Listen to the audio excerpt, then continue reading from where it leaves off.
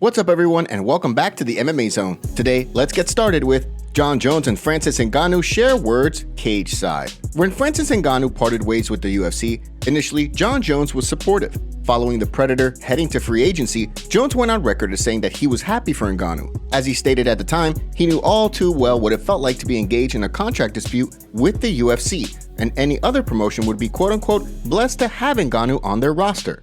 Then things turned sour. With Jones competing for the vacant heavyweight title, the trash talk began to flow freely. Following Jones' win over Ciryl Gane at UFC 285, Ngannou took to Twitter to call himself the heavyweight king, which prompted Jones to respond, sending shots directly at the former champ, calling him one big ol'.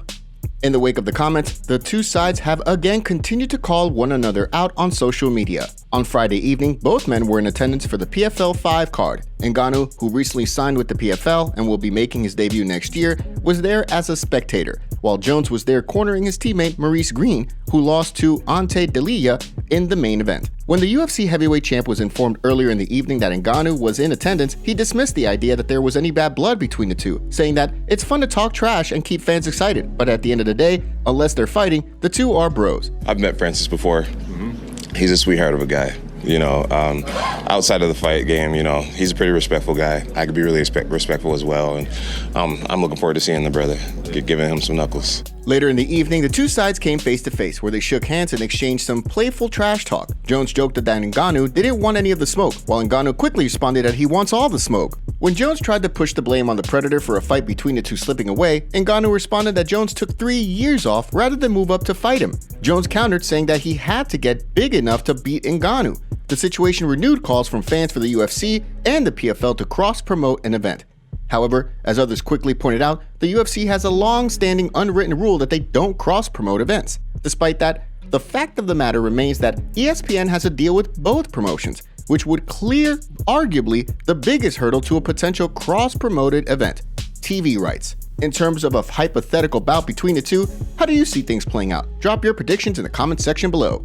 UFC fighter pulls out of upcoming event. Macy Chiasson is officially out of her upcoming UFC Vegas 76 fight on July 1st. As a result of some late scrambling, the UFC has found a replacement opponent. Now, Yana Santos, previously known as Yana Kunitskaya, will compete against Carol Rosa. Santos will be entering the bout on a 2-fight skid that most recently saw her lose a highly anticipated return bout to Holly Holm in March.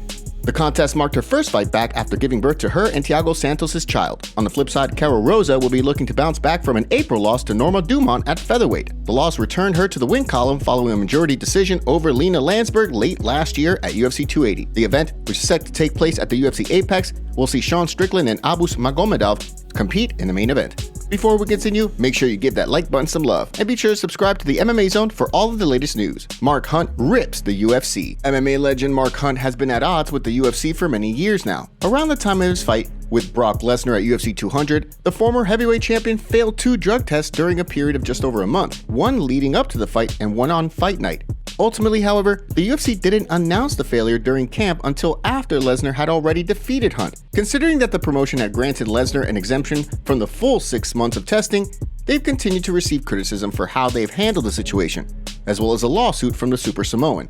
Now, with Conor McGregor's return being held up by the 6-month USADA testing period, the previous situation with Lesnar has once again been put in the spotlight. With McGregor yet to enter the USADA testing pool, the only way he fights in 2023 is if he were to be granted an exemption. Mark Hunt recently took to Twitter to rip the UFC and Dana White, writing, "Dana White, why don't you give the notorious MMA the same exemption that you gave that baboon Brock Lesnar, or whatever this cheating rat's Insta is? I wonder if the UFC Dana White is above the law. What do you guys think?" Of course, USADA may not be the only thing preventing McGregor from returning to the octagon at the present time. After being accused of sexually assaulting a woman at Game 4 of the NBA Finals, McGregor's team was quick to refute the claims, maintaining that their Irish star would not be intimidated by the alleged victim's claims of being separated from her friends by NBA and Miami Heat security and forced into a bathroom where the former champ was waiting. As local authorities continue to investigate the situation, 2 clips have surfaced of McGregor with the alleged victim. In one that was reportedly from prior to the alleged assault, the woman can be seen talking with McGregor before then following him.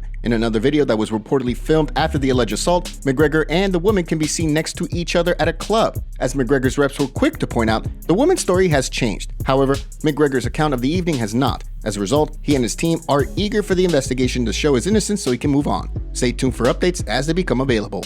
Chris Weidman eager to prove to fans he still got it. After suffering one of the most gruesome injuries in recent memory against Uriah Hall at UFC 261 in April of 2021, former UFC champion Chris Weidman was undeterred from making a return to the octagon. Although he was faced with a long road to recovery, Weidman persevered and has booked a return fight against Brad Tavares at UFC 292 on August 19th. While many have speculated that Weidman is approaching retirement, the All-American recently revealed that he wants to show fans he still has what it takes to be a champ. During a recent appearance on the MMA Hour, he spoke about his fight with Tavares and his desire to fight for UFC gold once again. No one's accomplished what I've accomplished in the middleweight division besides Israel Adesanya, as far as title defenses and all that.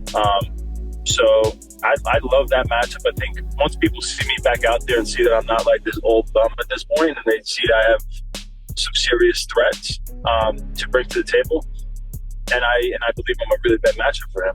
With UFC 292 rapidly approaching on August 19th, do you think Weidman has what it takes to pick up a win and begin his climb back up the UFC's middleweight ladder, or will Brad Tavares snap his two-fight skid when the two meet? Drop your predictions in the comments section below. Felipe Bunes announces reason for UFC Vegas withdrawal. Unfortunate news surfaced that former LFA flyweight champion Felipe Bunes, who had been forced out of his upcoming clash with Zhalgas Zhumagulov at UFC Vegas 75. The situation led to many calling Zhumagulov the unluckiest fighter on the UFC's roster, given the fact that he has dealt with opponents withdrawing several times now. While the UFC was fortunately able to find Zhumagulov another opponent at next weekend's card, it sounds as though Bunes could be sidelined for some time. According to an Instagram post, he was forced out of the fight as a result of a positive drug test. He went on to write that he has provided all necessary information to USADA and hopes to have the matter resolved sooner rather than later.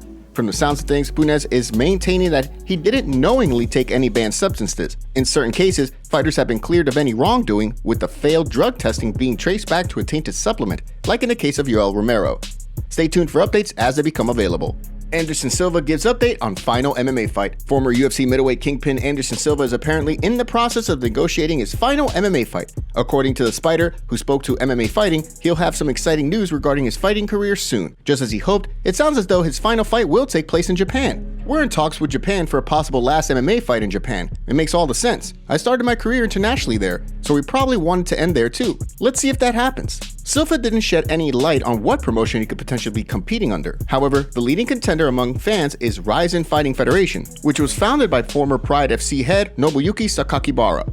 With the familiar atmosphere at the Saitama Super Arena, Silva could look to compete on one of the promotion's upcoming cards. The question is, who do you want him to fight? Play matchmaker and sound off in the comments section below. Today's video was jam-packed with some juicy stories from the fight world. What are your thoughts about what's going on in MMA? Don't forget to smash the like button and subscribe to the MMA Zone to see more videos just like this. See you next time.